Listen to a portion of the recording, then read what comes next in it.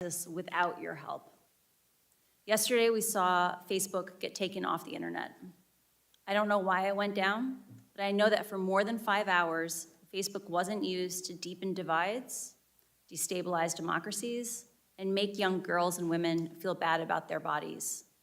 It also means that millions of small businesses weren't able to reach potential customers, and countless photos of new babies weren't joyously celebrated by family and friends around the world.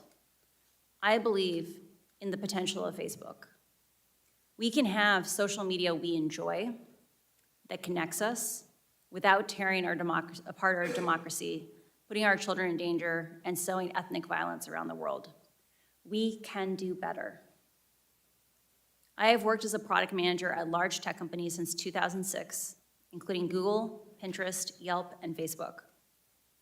My job has largely focused on algorithmic products like Google Plus Search and recommendation systems like the one that powers the Facebook newsfeed. Having worked on 4 different types of social networks, I understand how complex and nuanced these problems are. However, the choices being made inside of Facebook are disastrous for our children, for our public safety, for our privacy, and for our democracy. And that is why we must demand Facebook make changes. During my time at Facebook, first working as the lead product manager for civic misinformation and later on counter-espionage, I saw Facebook repeatedly encounter conflicts between its own profits and our safety. Facebook consistently resolved these conflicts in favor of its own profits. The result has been more division, more harm, more lies, more threats, and more combat. In some cases, this dangerous online talk has led to actual violence that harms and even kills people. This is not simply a matter of certain social media users being angry or unstable, or about one side being radicalized against the other. It is about Facebook choosing to grow at all costs, becoming an almost $1 trillion company by buying its profits with our safety. During my time at Facebook, I came to realize a devastating truth. Almost no one outside of Facebook knows what happens inside of Facebook. The company intentionally hides vital information from the public, from the US government, and from governments around the world.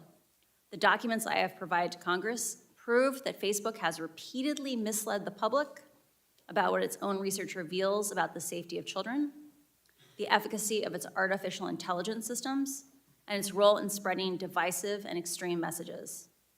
I came forward because I believe that every human being deserves the dignity of the truth.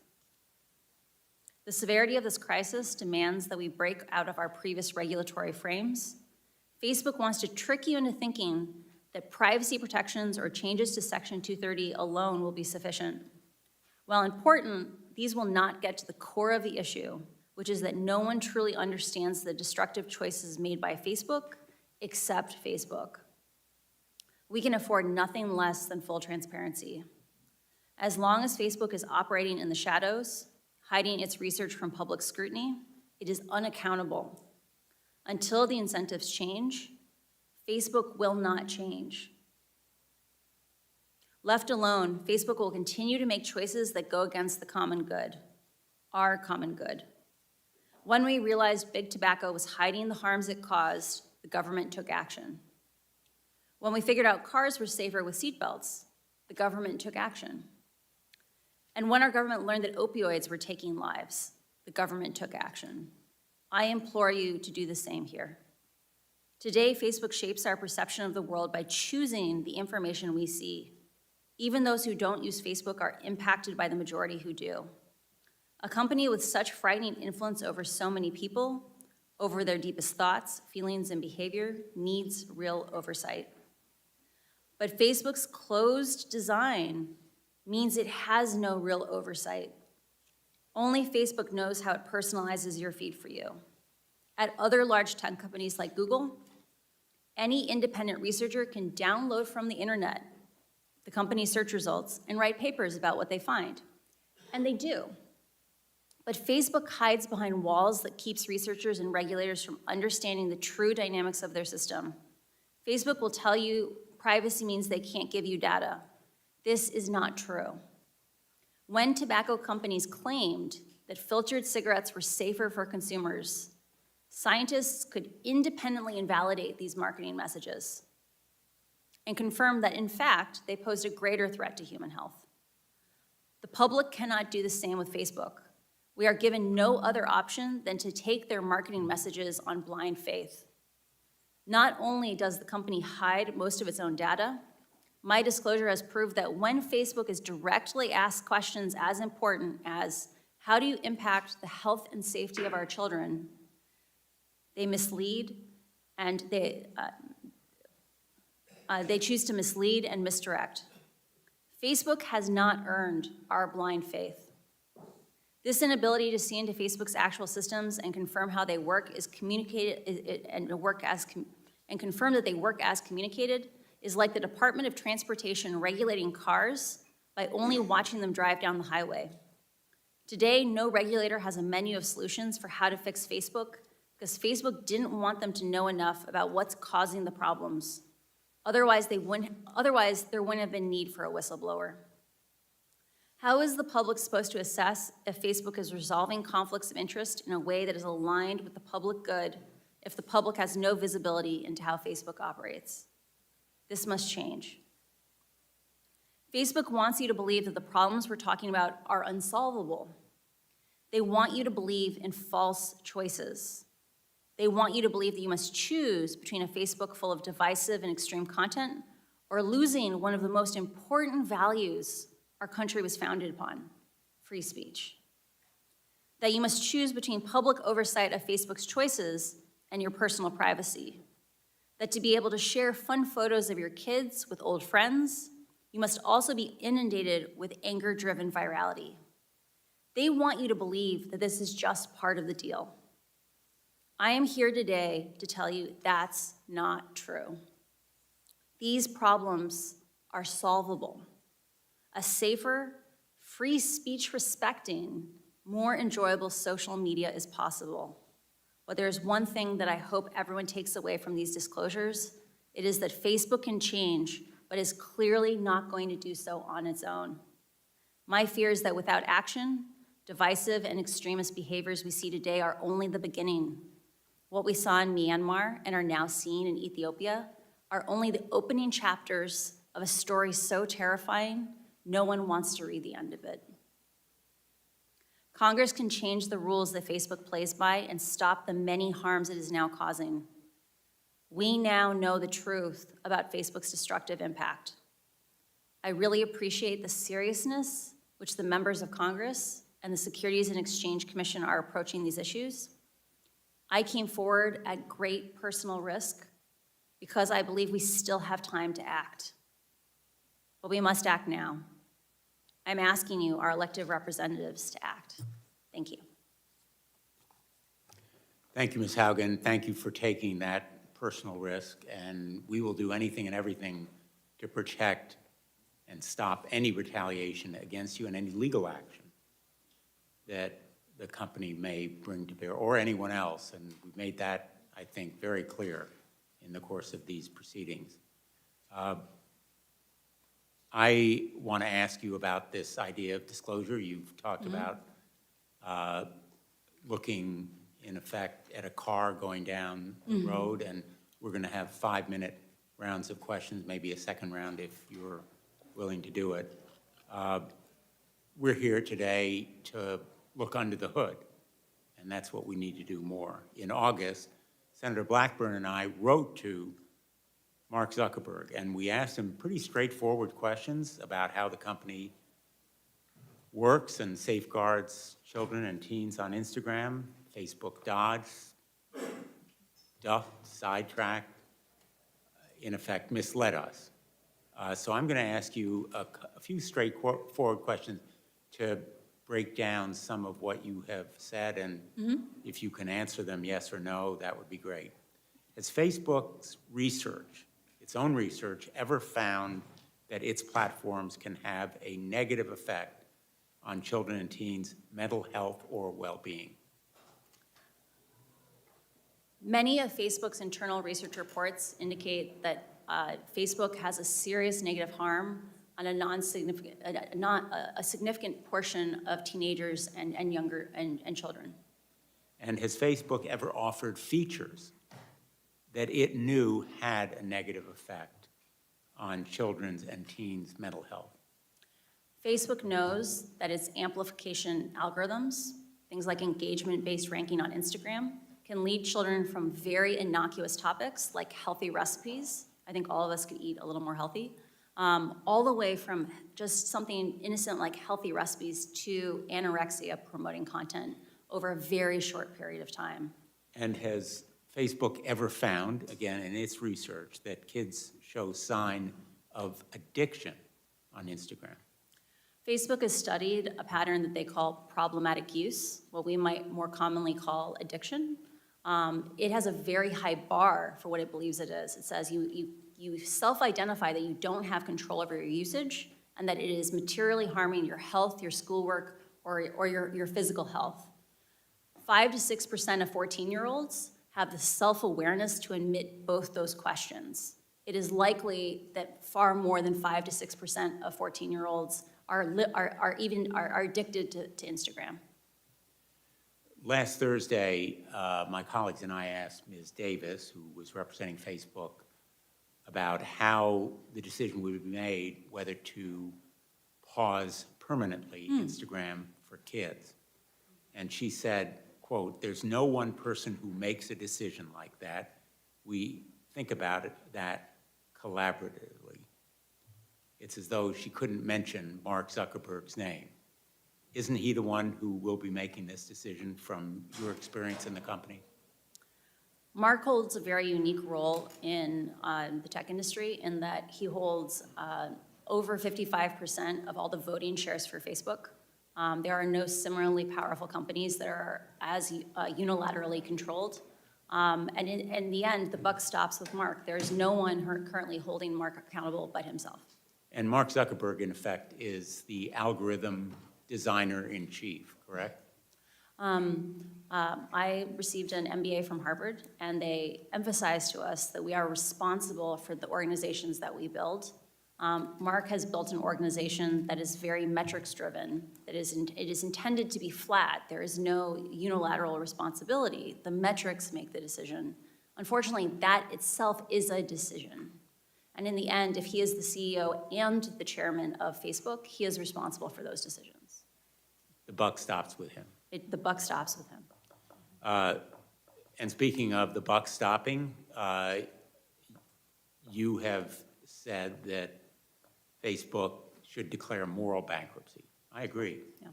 I think its actions and its failure to acknowledge its responsibility indicate moral bankruptcy. There is a cycle occurring inside the company where Facebook has struggled for a long time to recruit and retain the number of employees it needs to tackle the large scope of projects that it has chosen to take on. Facebook is stuck in a cycle where it struggles to hire. That causes it to understaff projects, which causes scandals, which then makes it harder to hire.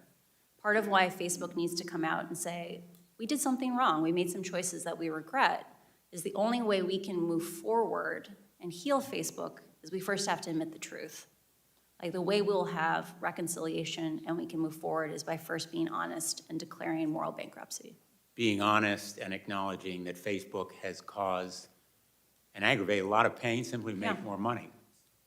And it has profited off spreading disinformation and misinformation and sowing hate.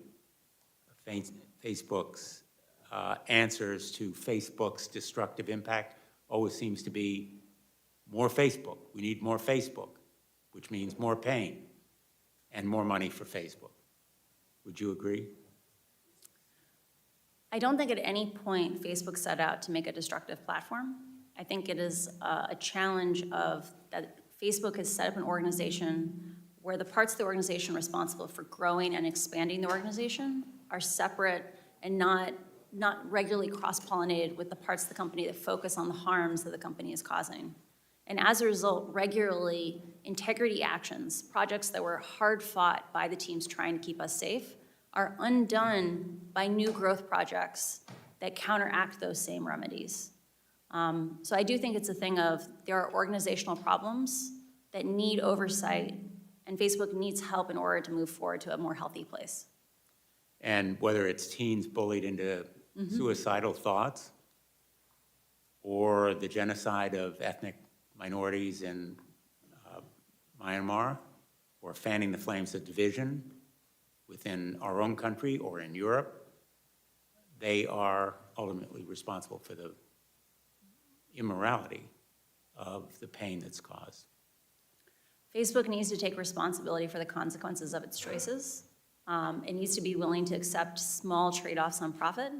And I think just that act of being able to admit that it's a mixed bag is important.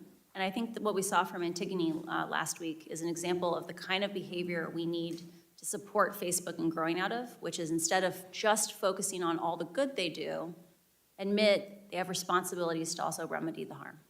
But Mark Zuckerberg's new policy is no apologies, no admissions, no acknowledgement, nothing to see here. We're going to deflect it and go sailing. I turn to the ranking member.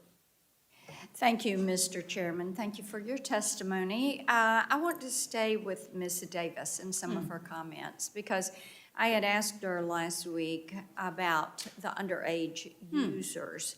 And she had made the comment, I'm going to quote from her testimony, if we find an account of someone who's under 13, we remove them. In the last 3 months, we removed 600,000 accounts of under 13-year-olds, end quote. And I have to tell you, it seems to me that there's a problem if you have 600,000 accounts from children who ought not to be there in the first place. So what did Mark Zuckerberg know about Facebook's plans to bring kids on as new users and advertise to them? There are reports within Facebook that show cohort analyses where they examine at what ages do people join Facebook and Instagram. And based on those cohort analyses, so Facebook likes to say children lie about their ages to get onto the platform.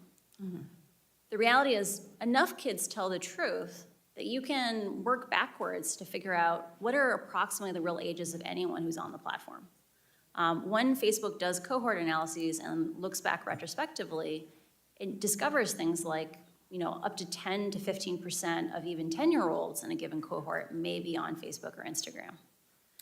Okay, so this is why Adam Mosseri, who's the CEO of Instagram, would have replied to JoJo Siwa when she said to him, oh, I've been on Instagram since I was 8. He said he didn't want to know that. Yeah. So it would be for this reason, correct?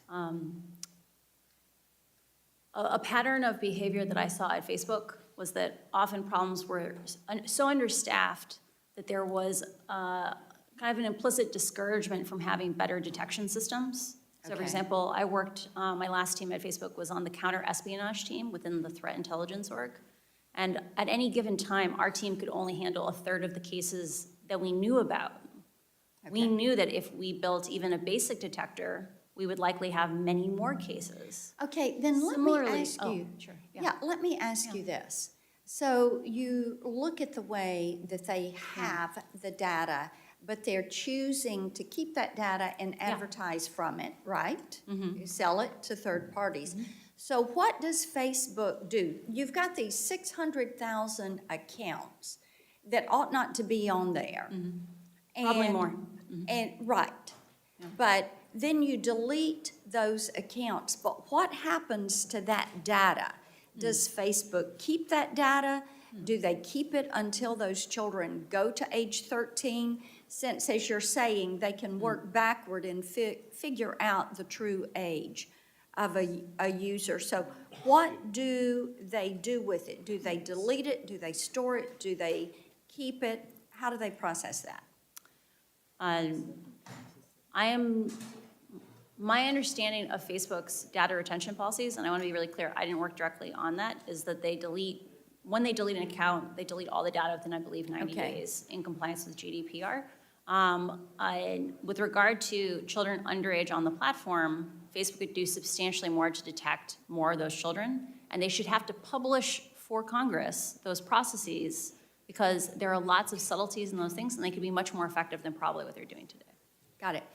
Now, staying with this underage children, since this hearing is all about kids and about online privacy, I want you to tell me how Facebook is able to do market research on these children that are under age 13, because Mrs. Davis was really, she didn't deny this last week.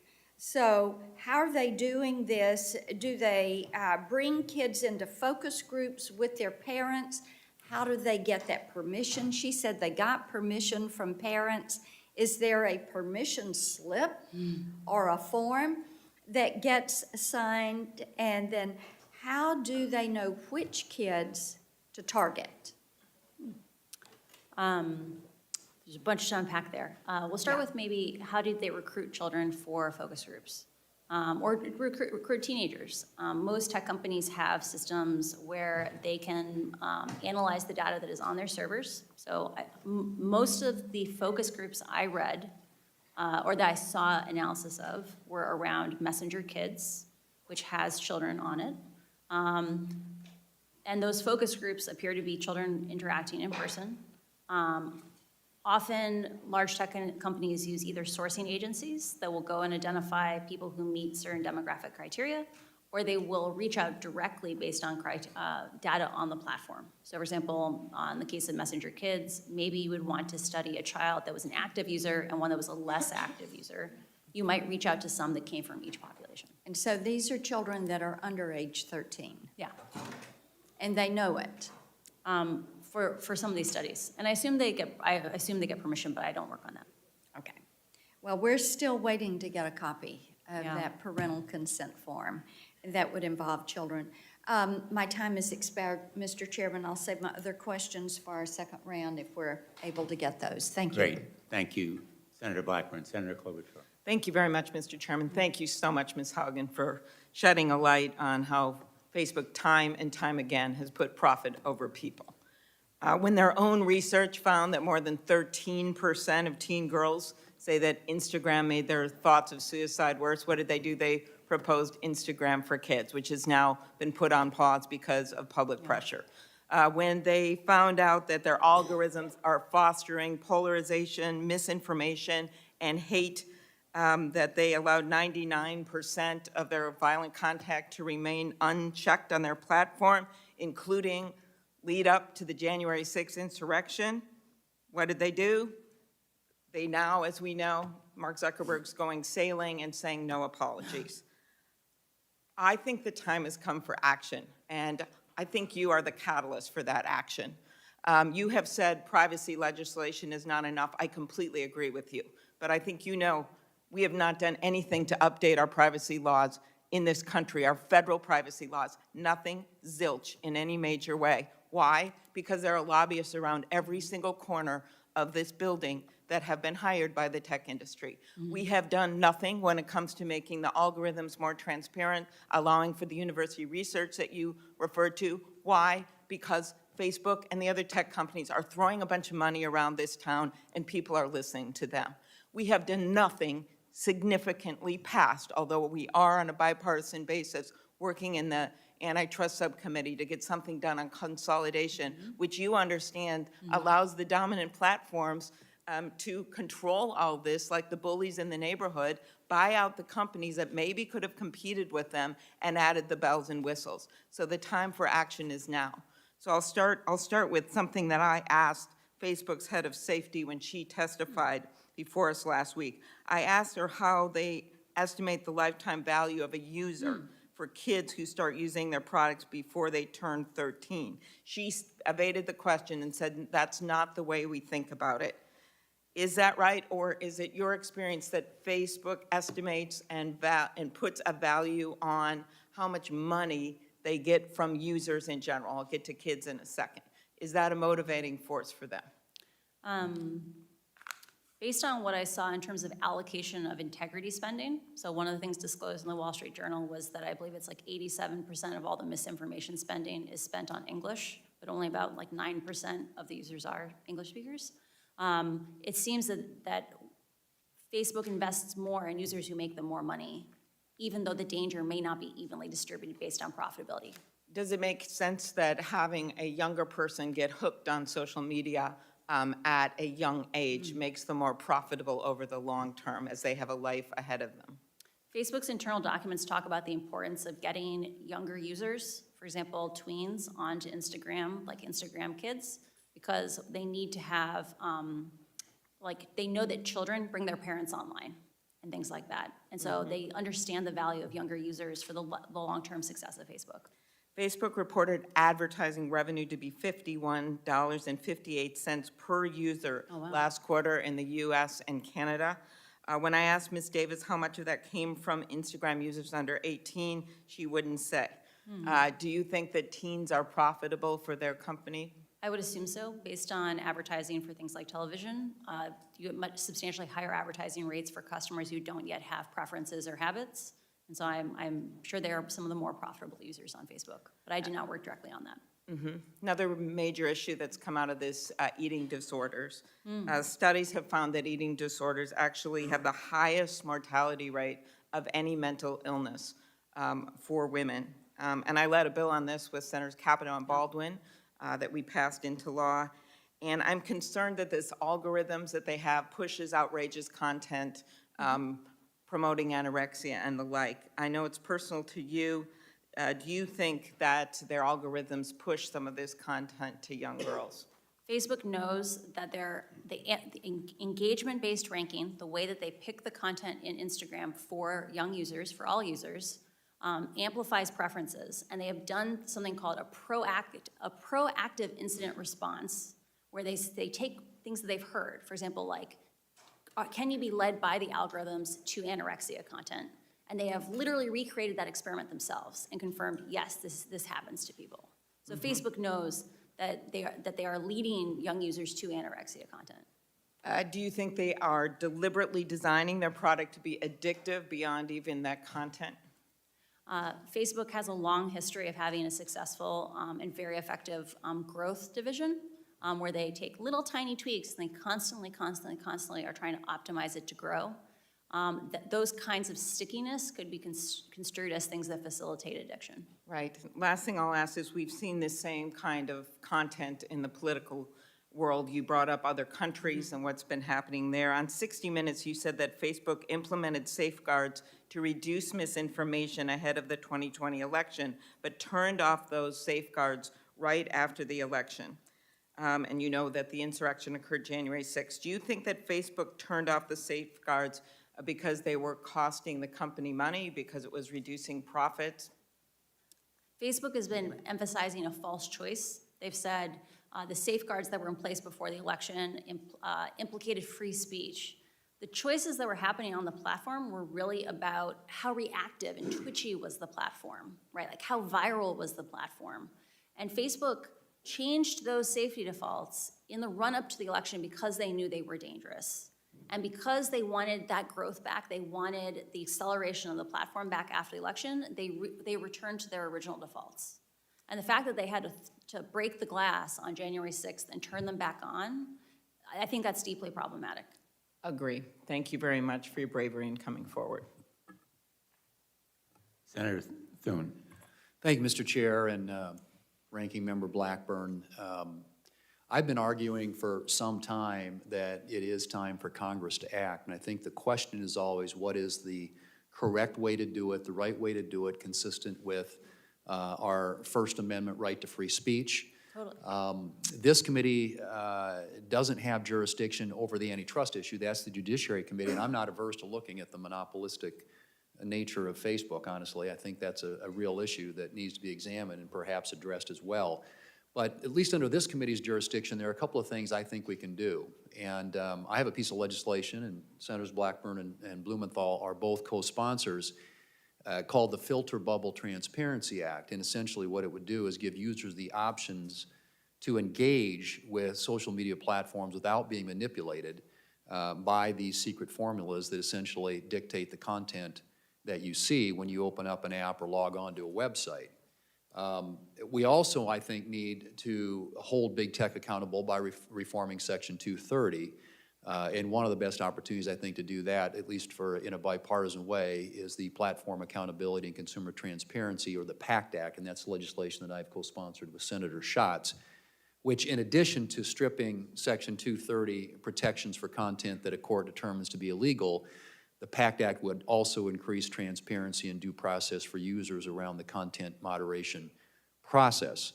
And importantly, in the context we're talking about today with this hearing, with a major big tech whistleblower, the PACT Act would explore the viability of a federal program for big tech employees to blow the whistle on wrongdoing inside the companies where they work. In my view, we should encourage employees in the tech sector like you to speak up about questionable practices of big tech companies, so we can, among other things, ensure that Americans are fully aware of how social media platforms are using artificial intelligence and opaque algorithms to keep them hooked on the platform.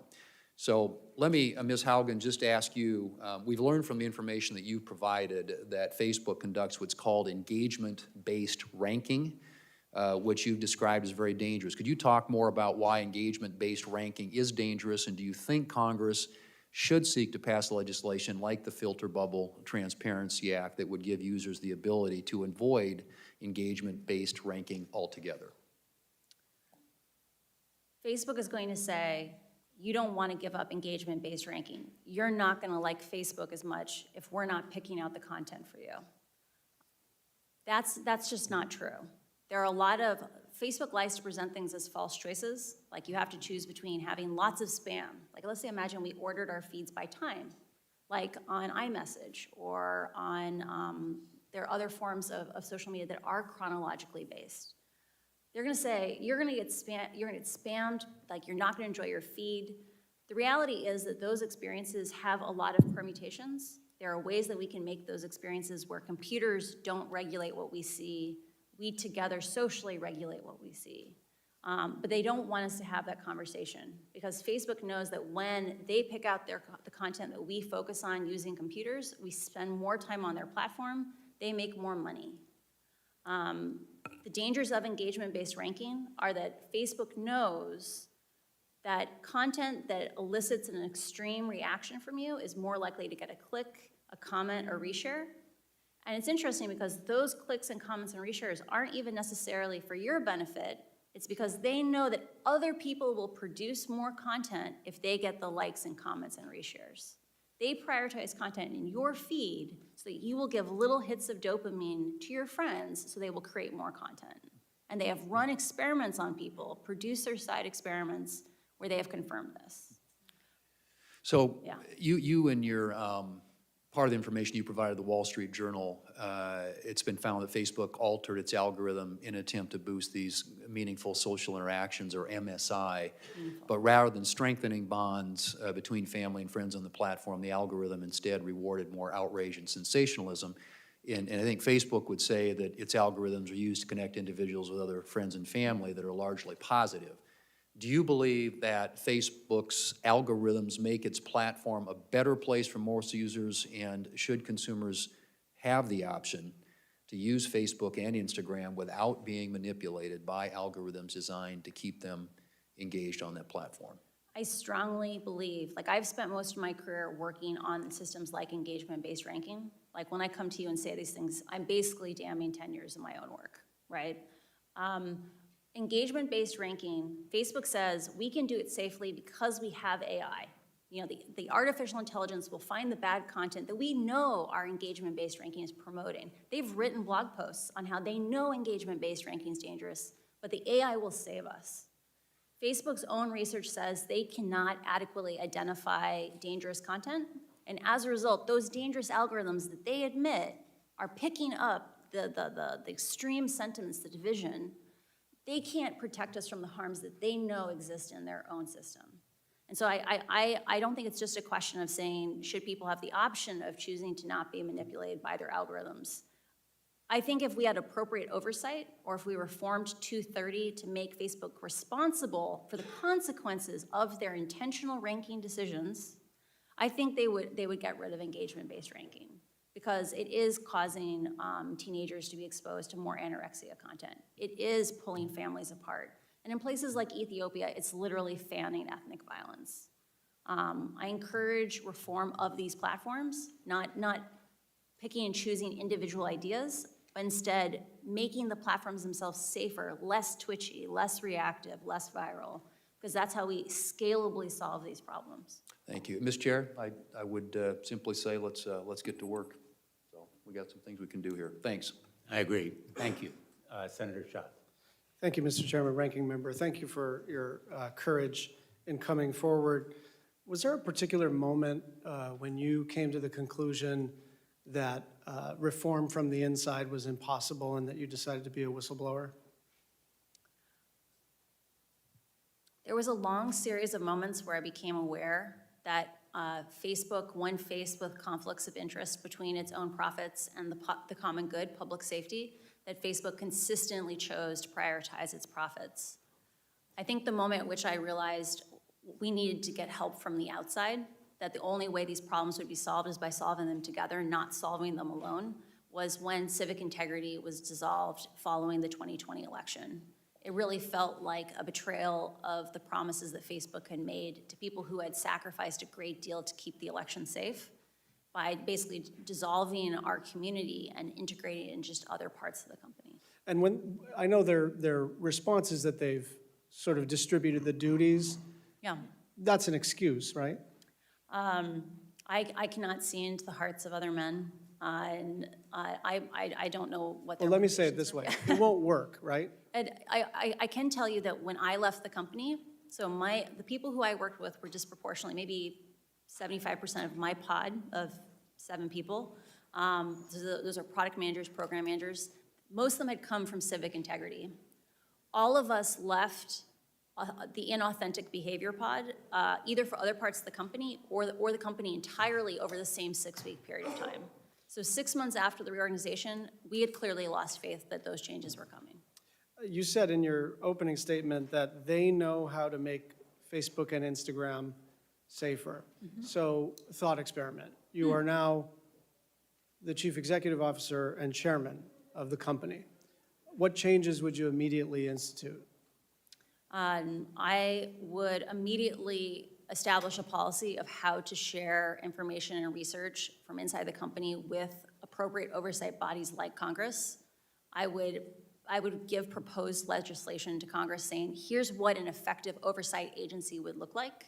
I would actively engage with academics to make sure that people who are confirming are Facebook's marketing message is true have the information they need to confirm these things. And I would immediately implement the, quote, soft interventions that were identified to protect the 2020 election. So that's things like requiring someone to click on a link before resharing it, because other companies like Twitter have found that significantly reduces misinformation. No one is censored by being forced to click on a link before resharing it. Thank you. I want to pivot back to Instagram's targeting of kids. We all know that they announced a pause, but that reminds me of what they announced when they were going to issue a digital currency. And they got beat up by the U.S. Senate Banking Committee, and they said, never mind. And now they're coming back around, hoping that nobody notices that they are going to try to issue a currency. Now, let's set aside for the moment the sort of the business model, which appears to be gobble up everything, do everything. That's the growth strategy.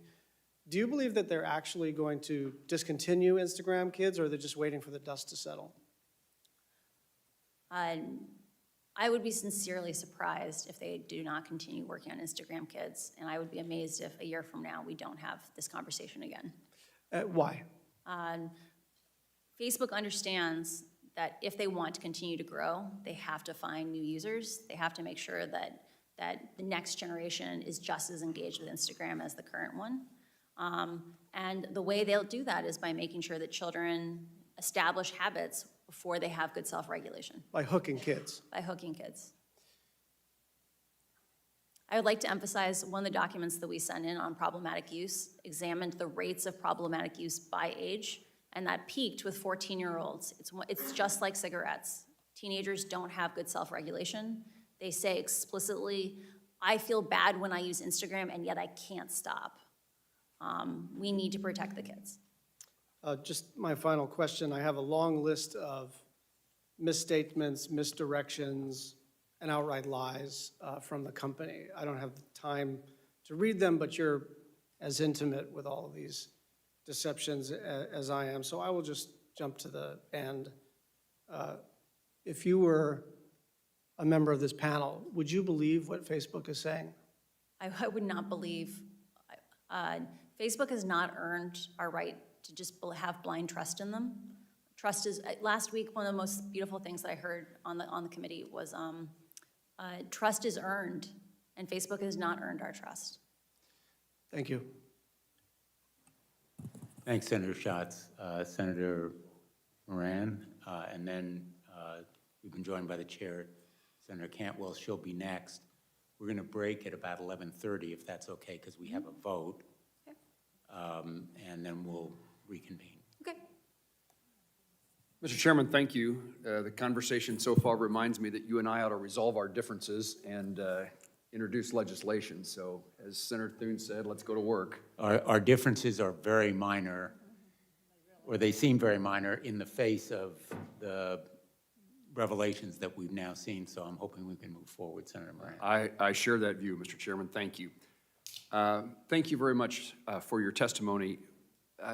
What examples do you know? We've talked about particularly children, teenage girls specifically, but what other examples do you know about where Facebook or Instagram knew its decisions would be harmful to its users, but still proceeded with the plan and executed those harmful behavior? Facebook's internal research is aware that there are a variety of problems facing children on Instagram that are, they know that severe harm is happening to children. For example, in the case of bullying, Facebook knows that Instagram dramatically changes the experience of high school. So when we were in high school, or when I was in high school, most kids You have... looked at me and changed your wording. Sorry. When I was in high school, most kids have positive home lives. Like, it doesn't matter how bad it is at school. Kids can go home and reset for 16 hours. Kids who are bullied on Instagram, the bullying follows them home. It follows them into their bedrooms. The last thing they see before they go to bed at night is someone being cruel to them, or the first thing they see in the morning is someone being cruel to them. Kids are learning that their own friends, like people who they care about them, are cruel to them. Like, think about how that's going to impact their domestic relationships when they become 20-somethings or 30-somethings, to believe that people who care about you are mean to you. Facebook knows that parents today, because they didn't experience these things, they never experienced this addictive experience with a piece of technology, they give their children bad advice. They say things like, why don't you just stop using it? And so that Facebook's own research is aware that children express feelings of loneliness and struggling with these things because they can't even get support from their own parents. I don't understand how Facebook can know all these things and not escalate it to someone like Congress for help and support in navigating these problems. Let me ask the question in a broader way. Besides teenagers or besides girls or besides youth, are there other practices at Facebook or Instagram that are known to be harmful but yet are pursued?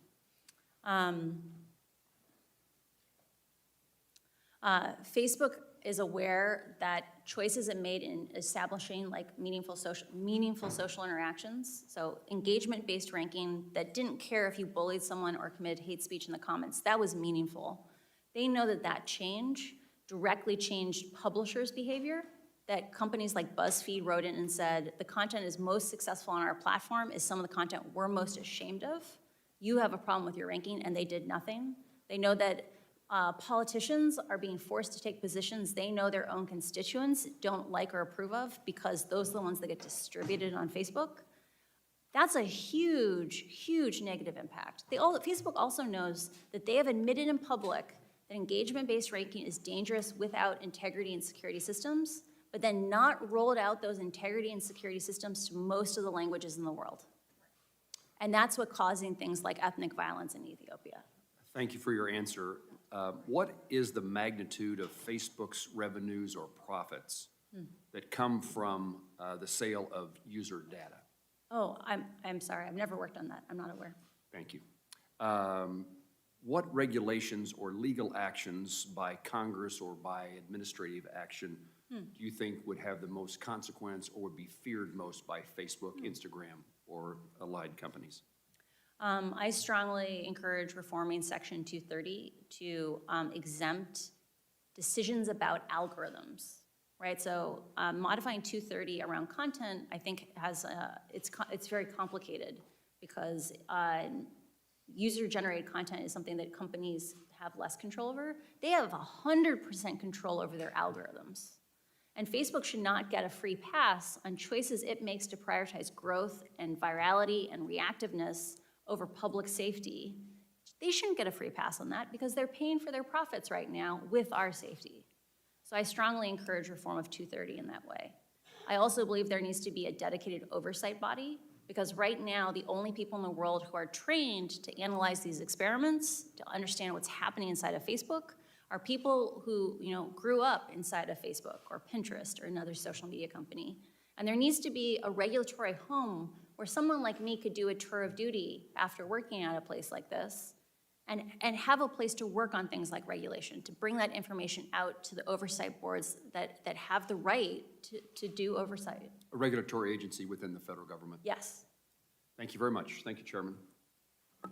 Senator Cantwell. Thank you, Mr. Thank you, Chairman. Senator Moran. Thank you for holding this hearing, and I think my colleagues have brought up a lot of important issues, and so I think I just want to continue on that vein. First of all, the Privacy Act that I introduced along with several of my colleagues actually does have FTC oversight of algorithm transparency. In some instances, I'd hope you take a look at that and tell us what other areas you think we should add to that level of transparency. But clearly that's the issue at hand here, I think, in your coming forward, so thank you again for your willingness to do that. The documentation that you say now exists is the level of transparency about what's going on that people haven't been able to see. And so your information that you say has gone up to the highest levels at Facebook is that they purposely knew that their algorithms were continuing to have misinformation and hate information, and that when presented with information about this terminology, downstream MSI, meaningful social information, knowing that it was this choice, you could continue this wrong-headed information, hate information about the Rohingya, or you could continue to get higher click-through rates. And I know you said you don't know about profits, but I'm pretty sure you know that on a page. Yeah. If you click through that next page, I'm pretty sure there's a lot more ad revenue than if you didn't click through. So you're saying that documents exist that at the highest level at Facebook, you had information discussing these two choices, and that people chose, even though they knew that it was misinformation and hurtful and maybe even causing people lives, they continued to choose profit. We have submitted documents to Congress outlining Mark Zuckerberg was directly presented with a list of, quote, soft interventions. So a hard intervention is like taking a piece of content off Facebook, taking a user off Facebook. Soft interventions are about making slightly different choices to make the platform less viral, less twitchy. Mark was presented with these options and chose to not remove downstream MSI in April of 2020, even though even just isolated in at-risk countries, that's countries at risk of violence, if it had any impact on the overall MSI metric. So he chose— Which in translation means less money. Yeah, he said— Right? Was there another reason given why they would do it other than they thought it would really affect their numbers? I don't know for certain. Like Jeff Horowitz, the reporter for the Wall Street Journal, and I struggled with this because we sat there and read these minutes and we're like, how is this possible? Like, we've just read 100 pages on how downstream MSI expands hate speech, misinformation, violence inciting content, graphic violent content. Why wouldn't you get rid of this? And the best theory that we've come up with, and I want to emphasize this is just our interpretation on it, is people's bonuses are tied to MSI. Right? Like people stay or leave the company based on what they get paid. And like If you hurt MSI, a bunch of people weren't going to get their bonuses. So you're saying that this practice even still continues today? Like, we're still in this environment? I'm personally Yeah. very frustrated by this because we presented information to Facebook from one of my own constituents in 2018 talking about this issue with the Rohingya, pleading with the company. We pleaded with the company, and they continue to not address this issue. Now, you're pointing out that these same algorithms are being used, and they know darn well in Ethiopia that it's causing and inciting violence. And again, they are still today choosing profit over taking this information down. Is that correct? When rioting began in the United States in the summer of last year, they turned off downstream MSI only for when they detected content was health content, which is probably COVID, and civic content. But Facebook's own algorithms are bad at finding this content. It's still in the raw form for 80, 90% of even that sensitive content. In countries where they don't have integrity systems in the local language, and in the case of Ethiopia, there are 100 million people in Ethiopia in 6 languages. Facebook only supports 2 of those languages for integrity systems. This strategy of focusing on language-specific, content-specific systems, AI to save us, is doomed to fail. I need to get to one of them. First of all, I'm sending a letter to Facebook today. They better not delete any information as it relates to the Rohingya or investigations about how they proceeded on this, particularly in light of your information or the documents. But aren't we also now talking about advertising fraud? Aren't you selling something to advertisers that's not really what they're getting? We know about this because of the newspaper issues. We're trying to say that journalism that basically has to meet a different standard, a public interest standard, that basically is out there basically proving every day, or they can be sued. These guys are a social media platform that doesn't have to live with that. And then the consequences, they're telling their advertisers that this was we see it. We see it. People are coming back to the local journalism because they're like, we want to be with a trusted brand. We don't want to be in, your website. So I think your finding for the SEC is an interesting one, but I think that we also have to look at what are the other issues here. And one of them is, did they defraud advertisers in telling them this was the advertising content that you were going to be advertised again, when in reality it was something different. It was based on a different model.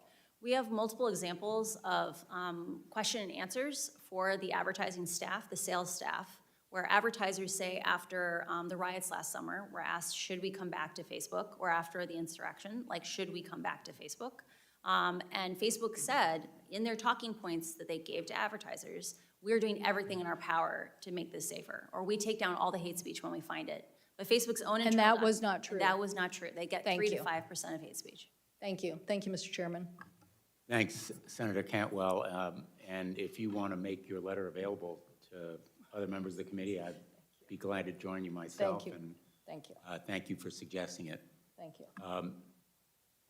Senator Lee. Thank you, Mr. Chairman, and thank you, Ms. Haugen, for joining us this week. It's very, very helpful. We're grateful that you're willing to make yourself available. Last week, we had another witness from Facebook, Ms. Davis.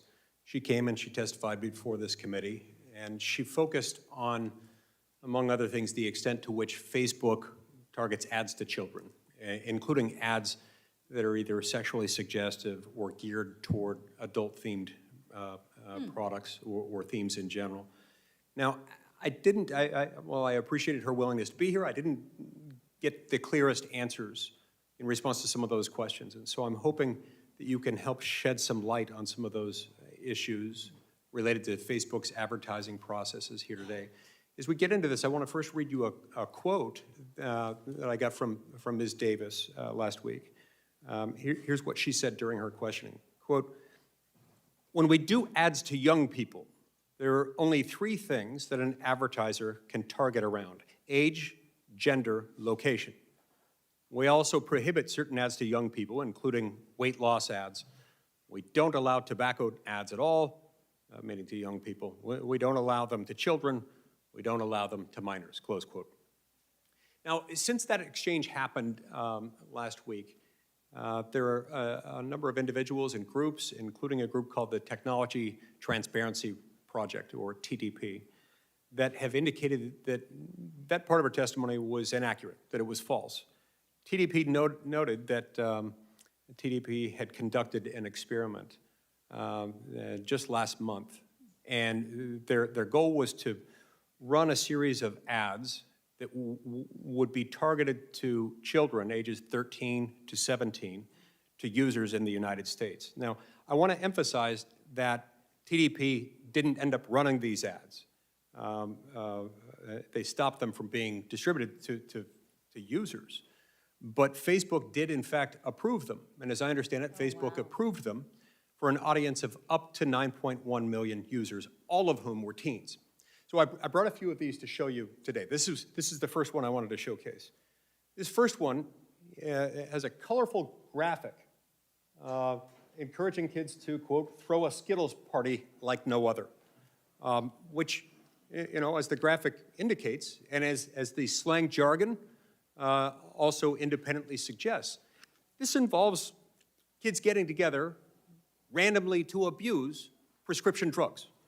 The second graphic displays an anatip, that is, a tip specifically designed to encourage and promote anorexia. And it's on there. Now, the language, the anatip itself, independently promotes that. The ad also promotes it, insofar as it was suggesting these are images you ought to look at when you need motivation to be more anorexic, I guess you could say. Now, the third one invites children to find their partner online and to make a love connection. You look lonely, find your partner now to make a love connection. Now look, it'd be an entirely different kettle of fish if this were targeted to an adult audience. It is not. It's targeted to 13 to 17-year-olds. Now, obviously, I don't support, and TDP does not support these messages, particularly when targeted to impressionable children. And again, just to be clear, TDP did not end up pushing the ads out after receiving Facebook's approval. But it did, in fact, receive Facebook's approval. So I think this says something. One could argue that it proves that Facebook is allowing and perhaps facilitating the targeting of harmful adult-themed ads to our nation's children. So could you please explain to me, Ms. Haugen, how these ads with a target audience of 13 to 17-year-old children, how would they possibly be approved by Facebook? And is AI involved in that? I did not work directly on the ad approval system. What was resonant for me about your testimony is Facebook has a deep focus on scale. So scale is, can we do things very cheaply for a huge number of people, which is part of why they rely on AI so much. It is very possible that none of those ads were seen by a human. And the reality is that we've seen from repeated documents within my disclosures is that Facebook's AI systems only catch a very tiny minority of offending content. And best case scenario, in the case of something like hate speech, at most they will ever get 10 to 20%.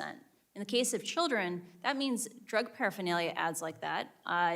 It's likely if they rely on computers and not humans, they will also likely never get more than 10 to 20% of those ads. Understood. Mr. Chairman, I've got one minor follow-up question. It should be easy to answer. Go ahead. So, well, Facebook may claim that it only targets ads based on age, gender, and location, even though these things seem to counteract that. But let's set that aside for a minute. And that they're not basing ads based on specific interest categories. Does Facebook still collect interest category data on teenagers, even if they aren't at that moment targeting ads at teens based on those interest categories? I think it's very important to differentiate between what targeting are advertisers allowed to specify and what targeting Facebook may learn for an ad. Let's imagine you had some text on an ad. It would likely extract out features that it thought was relevant for that ad. For example, in the case of something about partying, it would learn partying is a concept. I'm very suspicious that personalized ads are still not being delivered to teenagers on Instagram because the algorithms learn correlations. They learn interactions where your party ad may still go to kids interested in partying because Facebook is almost certainly has a ranking model in the background that it says this person wants more party-related content. Interesting. Thank you, that's very helpful. And what that suggests to me is that while they're saying they're not targeting teens with those ads, the algorithm might do some of that work for them, which might explain why they collect the data, even while claiming that they're not targeting those ads in that way. I can't speak to whether or not that's the intention, but the reality is it's very, very, very difficult to understand these algorithms today. And over and over and over again, we saw these biases the algorithms unintentionally learn. And so, yeah, it's very hard to disentangle out these factors as long as you have engagement-based ranking. Thank you, Ms. Haugen. Thank you very much, Senator Lee. Senator Markey.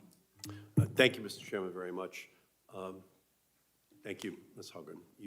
You are a 21st century American hero, warning our country of the danger for young people, for our democracy, and our nation owes you just a huge debt of gratitude for the courage you're showing here today, so thank you. Ms. Haugen, do you agree that Facebook actively seeks to attract children and teens onto its platforms? And Facebook actively markets to children, or markets to children under the age of 18 to get on Instagram, and definitely targets children as young as 8 to be on in Messenger Kids. An internal Facebook document from 2020 that you revealed reads, "Why do we care about tweens? They are a valuable but untapped audience." So Facebook only cares about children to the extent that they are of monetary value. Last week, Facebook's global head of safety, Antigone Davis, told me that Facebook does not allow targeting of certain harmful content to teens. Ms. Davis stated, "We don't allow weight loss ads to be shown to people under the age of 18. Yet, a recent study found that Facebook permitted targeting of teens as young as 13 with ads that showed a young woman's thin waist promoting websites that glorify anorexia." Ms. Haugen, based on your time at Facebook, do you think Facebook is telling the truth? I think Facebook has focused on scale over safety, and it is likely that they are using artificial intelligence to try to identify harmful ads without allowing the public oversight to see what is the actual effectiveness of those safety systems. You unearthed Facebook's research about its harm to teens. Did you raise this issue with your supervisors? I did not work directly on anything involving teen mental health. This research was freely available to anyone in the company. Ms. Davis testified last week, quote, "We don't allow tobacco ads at all. We don't allow them to children either. We don't allow alcohol ads to minors. However, researchers also found that Facebook does allow targeting of teens with ads on vaping." Ms. Haugen, based on your time at Facebook, do you think Facebook is telling the truth? I do not have context on that issue. I assume that if they are using artificial intelligence to catch those vape ads, unquestionably ads are making its way through. Okay. So from my perspective, listening to you and your incredibly courageous revelations time and time again, Facebook says one thing and does another. Time and time again, Facebook fails to abide by the commitments that they had made. Time and time again, Facebook lies about what they are doing. Yesterday, Facebook had a platform outage, but for years it has had a principles outage. Its only real principle is profit. Facebook's platforms are not safe for young people. As you said, Facebook is like big tobacco, enticing young kids with that first cigarette, that first social media account designed to hook kids as users for life.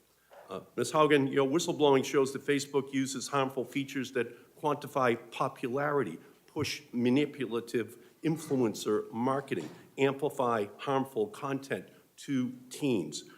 And last week, in this committee, Facebook wouldn't even commit to not using these features on 10-year-olds. Facebook is built on computer codes of misconduct. Senator Blumenthal and I have introduced the Kids Internet Design and Safety Act, the KIDS Act. You have asked us to act as a committee, And Facebook has scores of lobbyists in the city right now, coming in right after this hearing to tell us we can't act. And they've been successful for a decade in blocking this committee from acting. So let me ask you a question. The Kids Internet Design and Safety Act, or the KIDS Act, here's what the legislation does. It includes outright bans on children's app features that, one, quantify popularity with likes and follower counts, promotes promotes influencer marketing, and three, that amplifies toxic posts, and that it would prohibit Facebook from using its algorithms to promote toxic posts. Should we pass that legislation? I strongly encourage reforms that push us towards human-scale social media and not computer-driven social media. Those amplification harms are caused by computers choosing what's important to us, not our friends and family. And I encourage any system that children are exposed to not use amplification systems. So you agree that Congress has to enact these special protections for children and teens that stop social media companies from manipulating young users and threatening their well-being, to stop using its algorithm to harm kids. You agree with that? I do believe Congress must act to protect children. And children and teens also need a privacy online Bill of Rights. I'm the author of the Children's Online Privacy Protection Act of 1998. But it's only for kids under 13 because the industry stopped me from making it age 16 in 1998, because it was already their business model. But we need to update that law for the 21st century. Tell me if this should pass. One, create an online eraser button so that young users can tell websites to delete the data they've collected about them. Two, give young teens under the age of 16 and their parents control of their information. And three, ban targeted ads to children. I support all those actions. Thank you. And finally, I've also introduced the Algorithmic Justice and Online Platform Transparency Act, which would, one, open the hood on Facebook and big tech's algorithms so we know how Facebook is using our data to decide what content we see, and two, ban discriminatory algorithms that harm vulnerable populations online, like showing employment and housing ads to white people, but not to black people in our country. Should Congress pass that bill? Algorithmic bias issues are a major issue for our democracy. During my time at Pinterest, I became very aware of the challenges of, like I mentioned before, it's difficult for us to understand how these algorithms actually act and perform. Facebook is aware of complaints today by people like African Americans saying that Reels doesn't give African Americans the same distribution as white people. And until we have transparency and our ability to confirm ourselves that Facebook's marketing messages are true, we will not have a system that is compatible with democracy. So, I thank Senator Lee. I agree with you and your line of questions. I wrote Facebook asking them to explain that discrepancy, because Facebook, I think, is lying about targeting 13 to 15-year-olds. So here's my message for Mark Zuckerberg. Your time of invading our privacy, promoting toxic content, and preying on children and teens is over. Congress will be taking action. You can work with us or not work with us, but we will not allow your company to harm our children and our families and our democracy any longer. Thank you, Ms. Haugen. We will act. Thanks, Senator Markey. We're going to turn to Senator Blackburn, and then we will take a break. I know that there's some interest in another round of questions. Maybe, maybe we'll turn to Senator Lujan for his questions before. Well, we've the break. got Cruz and Scott. And we have others, so Yes. we'll come back after the. Mr. Chairman, Yeah. I have to go to sit in the chair starting at Why noon don't today. we turn Just, you had Yeah, one question? I do. I have one question. This relates to what Mr. Markey was asking.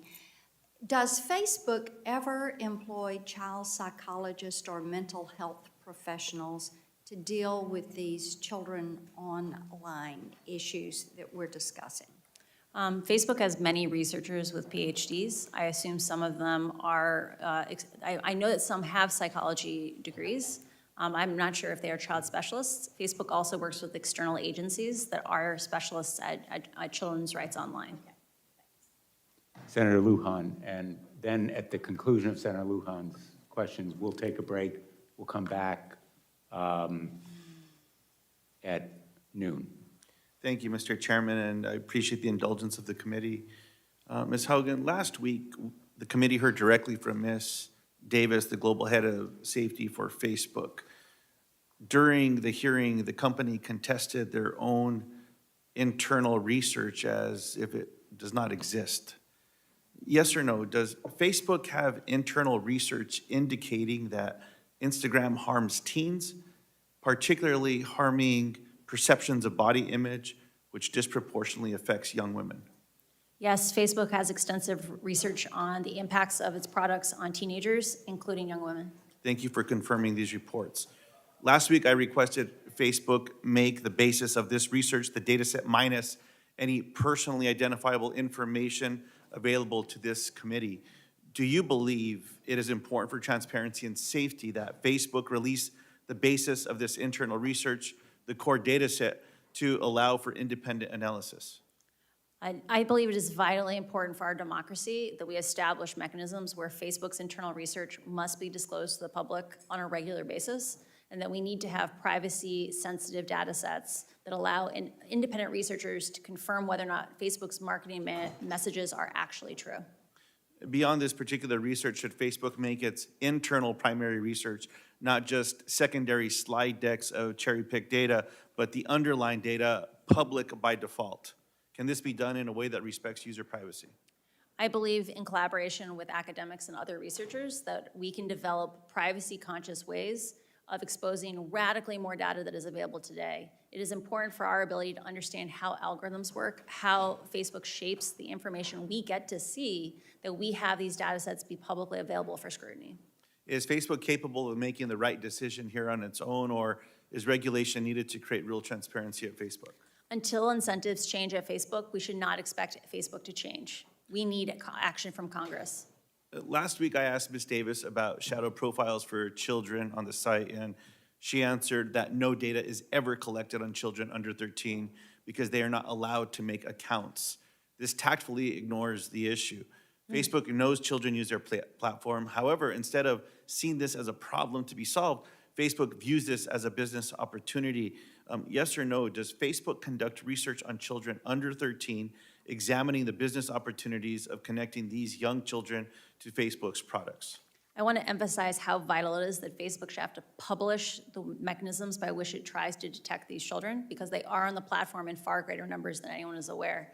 I do believe that, or I am aware that Facebook is doing research on children under the age of 13, and those studies are included in my disclosure. You have shared your concerns about how senior management at Facebook has continuously prioritized revenue over potential user harm and safety. And I have a few questions on Facebook's decision-making. Last week, I asked Ms. Davis, quote, has Facebook ever found a change to its platform would potentially inflict harm on users, but Facebook moved forward because the change would also grow users or increase revenue? Ms. Davis said in response, quote, it's not been my experience at all at Facebook. That's just not how we would approach it. Yes or no, has Facebook ever found a feature on its platform harmed its users, but the feature moved forward because it would also grow users or increase revenue? Facebook likes to paint that these issues are really complicated. There are lots of simple issues. For example, requiring someone to click through on a link before you reshare it. That's not a large imposition, but it does decrease growth a tiny little amount, because in some countries, reshares make up 35% of all the content that people see. Facebook prioritized that content on the system, the reshares, over the impacts to misinformation, hate speech, or violence incitement. Did these decisions ever come from Mark Zuckerberg directly or from other senior management at Facebook? We have a few choice documents that contain notes from briefings with Mark Zuckerberg, where he chose metrics defined by Facebook, like meaningful social interactions, over changes that would have significantly decreased misinformation, hate speech, and other inciting content. And this is the reference you shared earlier to Ms. Cantwell, April of 2020. The soft interventions. Facebook appeared to be able to count on the silence of its workforce for a long time, even as it knowingly continued practices and policies that continue to cause and amplify harm. Facebook content moderators have called out, quote, a culture of fear and secrecy within the company that prevented them from speaking out. Is there a culture of fear at Facebook around whistleblowing and external accountability? Facebook has a culture that emphasizes that insularity is the path forward, that if information is shared with the public, it will just be misunderstood. And I believe that relationship has to change. The only way that we will solve these problems is by solving them together, and we will have much better, more democratic solutions if we do it collaboratively than in isolation. And my final question, is there a senior level executive at Facebook, like an inspector general, who's responsible for ensuring complaints from Facebook employees are taken seriously and that employees' legal, ethical, and moral concerns receive consideration with the real possibility of instigating change to company policies? I'm not aware of that role, but the company is large and it may exist. I appreciate that. It's my understanding that there's a gentleman by the name of Roy Austin, who is the Vice President of Civil Rights, who's described himself as an inspector general, but he does not have the authority to make these internal conflicts public. The oversight board was created by Facebook to review moderation policies related to public content specifically. It was not created to allow employees to raise concerns. Again, another area of interest I believe that we have to act on. I thank you for coming forward today. My pleasure. Happy to serve. The committee is in recess.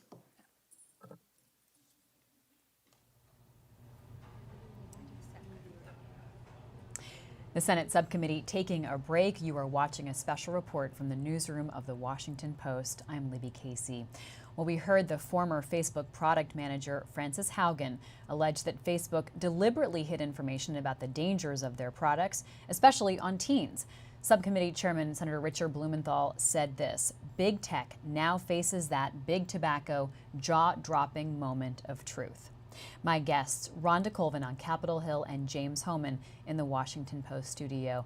Rhonda, let's go to you first to talk about this hearing. You know, we previewed before it began that this may be a moment of unity for members of Congress. And while James Hohman did point out that Democrats might focus more on January 6th and some of the safety protocols that were put into place for the 2020 election and then removed before January 6th, we are hearing a lot of senators use the same language and take the same focus. Tell us about this moment. That's right, Libby, and it was exactly the same way last week when Facebook's global head of safety was in front of this same committee. You're hearing the same language, you're hearing similar lines of questioning. Now, there may be different motives behind questions when you break it down by politics, but they all seem to be on the same page, which is something we just don't experience a lot when we cover these hearings. But this is an issue that has the Commerce Committee's attention and this subcommittee's attention right now, and they've vowed to stay on it. And what we've learned so far is just over and over again, the witness here is reaffirming all of these documents that she gave over to this committee and saying that Facebook was well aware of the harms that its products could create when it comes to teenagers and children. It's something that they investigate on their own and have internal research. And she's really laid it out to every senator who has asked her questions about that, how much Facebook knows. And it appears they know a lot. One of the other ways we've seen a little bit of bipartisanship here is senators on both sides of the aisle keep saying one name over and over again, Mark Zuckerberg. You almost wonder if he is going to be a witness soon in front of this committee. We do know the committee chair, Senator Blumenthal, has said that in the coming weeks they will have similar hearings in this vein, but all of them are mentioning Mark Zuckerberg. The witness is discussing that he was presented with evidence about misinformation, and he appeared to side with the profit analysis instead of trying to tamp down on harms when it comes to misinformation. So yes, to your question, this is one of these rare times where you are seeing senators seem united on this issue. One other thing that's been coming up is the presence of lobbyists. Senator Klobuchar, Senator Markey did talk about some of these laws, privacy laws, other regulations. They're hard to get past because there are teams of lobbyists associated with tech companies that are here on the Hill and swaying senators and House members against it. And when you look at the legislative record from this session as well as last session, there is no shortage of legislation related to tech industries, but does it get out of committee? And when it gets out of committee, does it get a vote? They usually are hard pieces of legislation to get passed in both chambers. So to the points that the senators have made there about lobbyists, that is probably something you might hear more after we get into this next side of things. Rhonda, let's stick on the topic of Mark Zuckerberg. You know, he's both the chairman and CEO, of course, of Facebook, and he founded that back in 2004. Frances Haugen told the committee that she feels Zuckerberg wields too much power. Let's listen. Mark holds a very unique role in the tech industry in that he holds over 55% of all the voting shares for Facebook. There are no similarly powerful companies that are as unilaterally controlled. And in the end, the buck stops with Mark. There's no one currently holding Mark accountable but himself. Frances Haugen testifying earlier. James Homan, to her point, you know, we heard senators ask sort of where does the buck stop? You know, is Mark Zuckerberg getting eyes on this? And even if she couldn't tell them exactly what Mark Zuckerberg was approving or looking at, she did make this big point about just how much power he holds in this company. Yeah, Libby, and it has been devastating first 90 minutes for Facebook. This hearing has not just highlighted the bipartisanship, but highlighted Mark Zuckerberg's hands-on role in this. A document that Frances said repeatedly she turned over to the committee, minutes of an April 2020 meeting with Mark Zuckerberg in which he was presented options for what are called soft interventions. She drew this distinction between hard interventions, which is taking down content, and soft interventions, which is tweaking the algorithm so that it's a little less twitchy, to use the word that she used, that things go viral a little slower. And Zuckerberg overruled this proposal to do that and said no.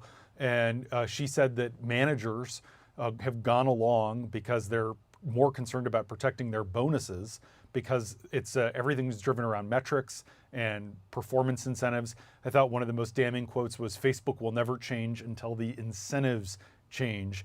And this is not some disgruntled employee saying it, Libby. She's not disgruntled at Facebook. I thought she has been extraordinarily compelling because this is not someone who was in a junior role. She was a product manager. This is someone who has an MBA from Harvard, someone who clearly doesn't bear ill will toward the company or her former colleagues, but does believe that the company, she said, had to break the glass on January 6th because the turning point for her came when they closed the civic integrity unit that she had been working on. So overall, incredibly compelling, tying Mark Zuckerberg directly to some of these decisions that have been made and the harms we've all seen, not just in the United States, but we've also heard talk about Myanmar and Ethiopia, really underscoring the global dimension of all this. And I should say that Frances Haugen is scheduled to go to London and testify before Parliament there in the coming weeks, underscoring that this is a global problem for Facebook. James, Haugen has said that she would, in fact, go back and work at Facebook again if there was a way for people to sort of come in from the outside to bring improvements. But obviously, what she has done is going to be met with mixed reception based on sort of what your role is at Facebook and perhaps how much power you wield there. I want to stay on that topic for a moment about bonuses that you brought up. She explained that she and the Wall Street Journal reporter who she shared these documents with were trying to sort of figure out why Facebook wasn't taking some steps to make things safer, essentially, on the platform. And she said the only reason they could come up with was that performance is tied to bonuses. And it makes sense, right? Libby, that they would do that. That's if you're judged and compensated on how many meaningful social interactions are on the platform, you're not going to want to do anything that's going to reduce that. People respond to incentives. It's obviously true. It's obviously the mentality not just of corporate America, but especially of Silicon Valley. And it is clear that people inside of Facebook don't, for the most part, believe that they have sort of a public responsibility. The way that we in a news organization feel that there's a public service element to what we do, and there's sort of a gatekeeping role that clearly is not part of the culture of Facebook. And this has provided really a window, not just into the problem, but I think to what you just identified, also some of the solutions. I thought some of the most compelling part of the testimony has been sort of, here are tangible things that Congress could do, but also that Facebook could do right now. I think Brian Schatz said, if you were CEO, what would you do? And she listed off 3 or 4 very reasonable sounding steps that Facebook could take that would make a real difference, even if at the margins, in fixing or addressing some of these problems that she identified. Let's bring in Silicon Valley correspondent Elizabeth Dwoskin to the conversation. Lizzo, what are your main headlines and takeaways from the hearing so far? I think the main headlines are, one, this emphasis on this being Facebook's big tobacco moment as kind of a turning point. We've had so many hearings on Facebook. They've literally been in the thick of controversy for the last 5 years since we learned about Russian disinformation. So, and people on the Hill, lawmakers have talked about previously how antitrust was Facebook's big tobacco moment. But in a way, this hits closer to home because it's not about some abstract ideas of Facebook hurting competition and some far-flung Silicon Valley engineers aren't going to get to build the next social network. This is about teenagers, their body image, who's hurt. It's very much about the people who are affected, and it's Facebook's own research into the people who are affected by its platform and how harms might play out. And so there's a much greater parallel to big tobacco, and you see the senators over and over again trying to play that up. So I think that's one big takeaway. Another one is just, I don't know. I mean, for me, covering the company for a long time, it's always interesting to hear from different sources about the inner workings of Facebook, the value that they place on metrics, the way that they have to, they're constantly sort of turning the dials. So, Frances is the Haugen, the whistleblower, she's talking about how, they understand that some of the algorithms that they have might push people into extremist content. And they're debating how many tweaks they can make before they start lowering engagement. And I think what Haugen's trying to say is we shouldn't let these types of tweaks be made in the dark. This is actually a public interest issue, and the public should have a say in this kind of black box of tweaks, because every little tweak adds up to big changes for society and potential harms as well. Lizzo, let's play some of the tape where we're talking about this comparison to big tobacco. This is Frances Haugen stressing the need for more transparency at a company that's this large and this influential. And here's where she compares the need for outside experts to outside studies of tobacco. Facebook's closed design means it has no real oversight. Only Facebook knows how it personalizes your feed for you. At other large tech companies like Google, any independent researcher can download from the internet the company's search results and write papers about what they find. And they do. But Facebook hides behind walls that keeps researchers and regulators from understanding the true dynamics of their system. Facebook will tell you privacy means they can't give you data. This is not true. When tobacco companies claimed that filtered cigarettes were safer for consumers, scientists could independently invalidate these marketing messages and confirm that, in fact, they posed a greater threat to human health. The public cannot do the same with Facebook. We are given no other option than to take their marketing messages on blind faith.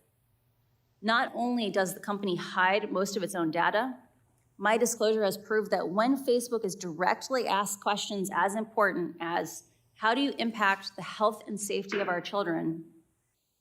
They mislead, and they choose to mislead and misdirect. Facebook has not earned our blind faith. That's from earlier.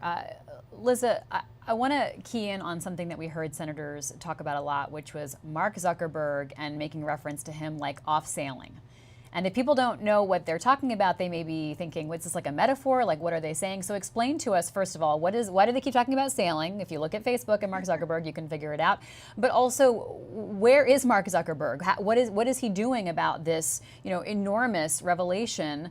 Not only the documents, but also this person giving a face and a voice to these whistleblower revelations. Yeah, he does. If you follow his social media, I'm not saying you should or you have to, but if you do, you're going to see a lot of pictures of him sailing and including doing hydrofoiling, which is this other water sport that I'm definitely not into, but does look kind of cool, where he basically it's kind of like a jet ski, but it's a hoverboard on the water. And he, even in the 4th of July, he got a lot of coverage because he posted himself hydrofoiling on a lake with a big American flag. It was like as cheesy as it gets, and that's Zuckerberg. So it's trying to be authentic, but at the same time, it's totally manicured and it's totally strategic. And the strategy is saying, I'm out there having fun and I don't care anymore. And it's smug, it's defiant. I think it's who he is in a certain way. I understand from sources at the company that during the Trump years, he felt like he really had to engage in Washington. He was dragged in, but then he did it. He had dinner with Trump. He had built a personal relationship with Trump's son-in-law, Jared Kushner, and he was forced by Congress because of Cambridge Analytica and other scandals, antitrust, to testify numerous times during the Trump administration. And he never wanted to do that. So what I've heard from my sources is that basically the memo went out, essentially, sometime this year, which was like, Mark's not coming back to Washington. Like, he's not going to be the one engaging.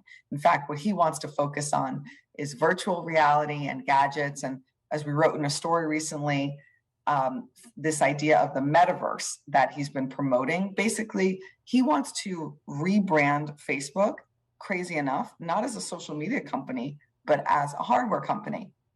So you almost get this weird, it's almost like a bipolar thing in the company's messaging, where you have this army of communications people and executives, fighting against every word that this whistleblower is saying.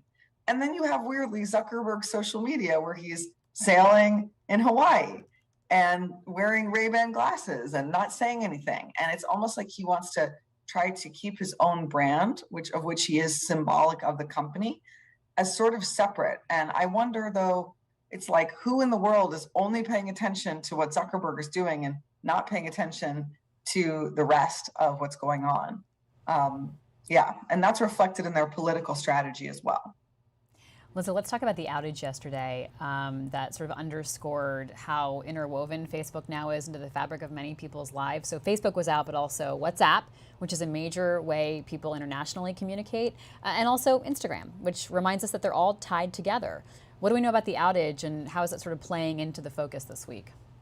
Well, by the way, Zuckerberg, that is one that he did comment on the outage. He floated back to Earth, back from his hydrofoil, and did say, weighed right in on the outage and said he was sorry and he knew how important it was to everybody. And then he floated back up to his sailing in Hawaii. I think what we know is that we know very little. Like, Facebook released a blog post late last night, and they said, the engineering team, and they said that it was caused by basically the pathways or the routers that cause data centers to communicate. So Facebook has data centers all over the world, and those data centers communicate with one another constantly.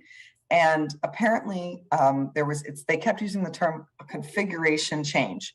So somebody made some change to the way that these routers communicate. And what they said in their blog post is that caused a, quote, cascading effect, to where suddenly all the communication between routers just came to a halt.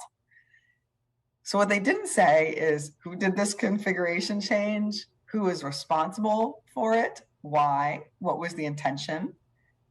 They certainly know who made the change, because in their systems, as engineers have explained to me, they have these audit trails where they can look and see everyone who made the change.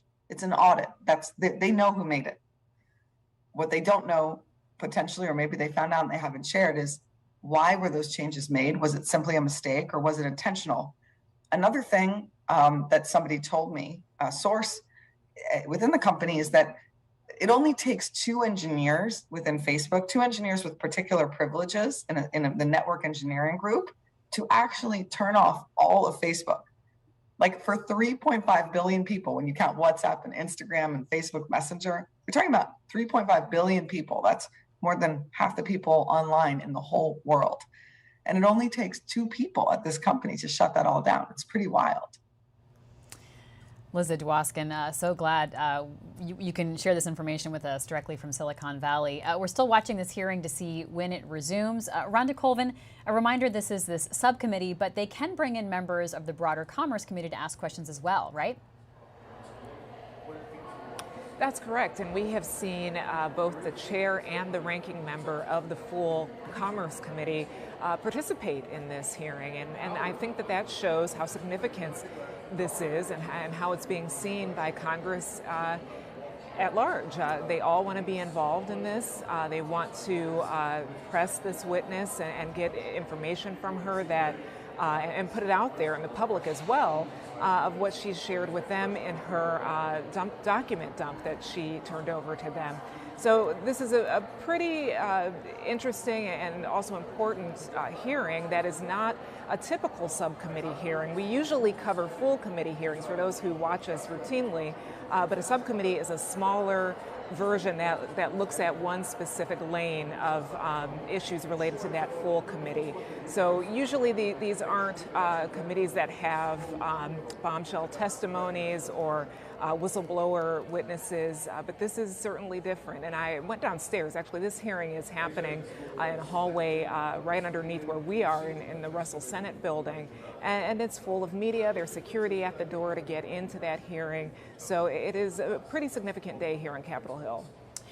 Rhonda, I want to get back to something important that Liza talked about when she was speaking with us, that they've fundamentally gotten to the core here of who's hurt, right? Who's affected by Facebook, Instagram, and in that sense, the comparison to big tobacco. And also pointing out that it's Facebook's own research, and that so much of what we hear on Capitol Hill is sometimes jargon, tech jargon, but that this is getting at some very sort of universal concerns that people have about their safety and their children's safety. Senators keep coming back to that as well.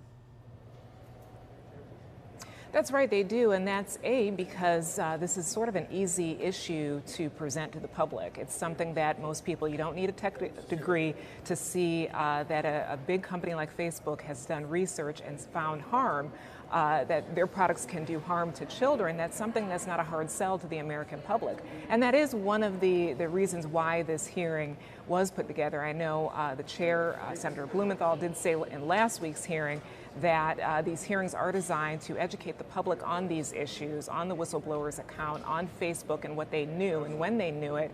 And when you educate the public, you also could turn public sentiment. And I know recent polling with Pew shows that many Americans feel that tech companies have too much power and that they need more regulations. It's around 68% of Americans feel that way. So by having hearings like this and just putting out the nuts and bolts information that isn't very hard to understand, many Americans can also get behind this, and that could work in the favor of any legislator who wants to build legislation to address this issue. Chairman Blumenthal coming in. Let's watch part of Ms. Haugen's testimony, though, from earlier. This is really one of the most disturbing parts of what she talked about, the effect of the social platforms on teens and young adults. Most kids have positive home lives. Like, it doesn't matter how bad it is at school. Kids can go home and reset for 16 hours.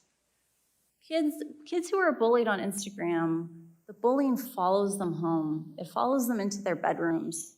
The last thing they see before they go to bed at night is someone being cruel to them, or the first thing they see in the morning is someone being cruel to them.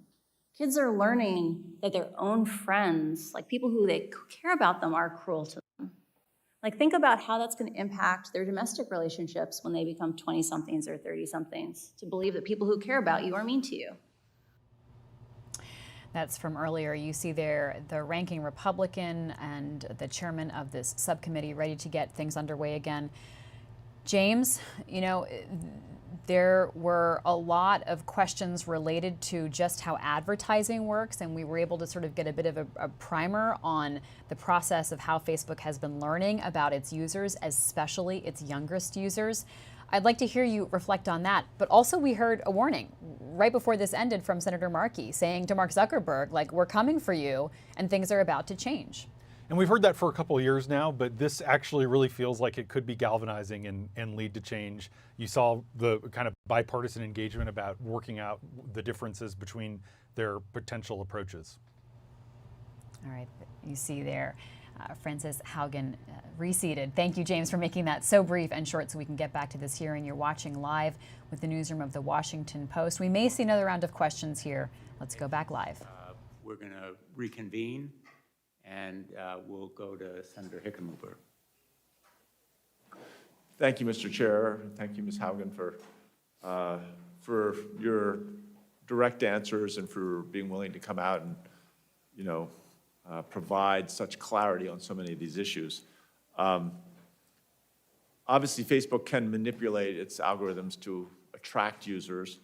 And I guess my question would be, do you feel, in your humble opinion, that, you know, simply maximizing profits, no matter the societal impact, that is justified?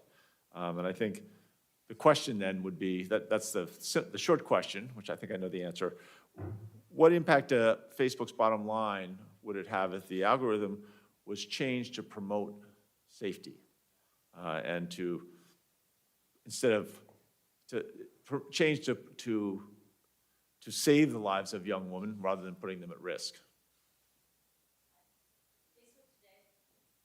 I'm learning about the talk button. Facebook today has a profit, makes approximately $40 billion a year in profit.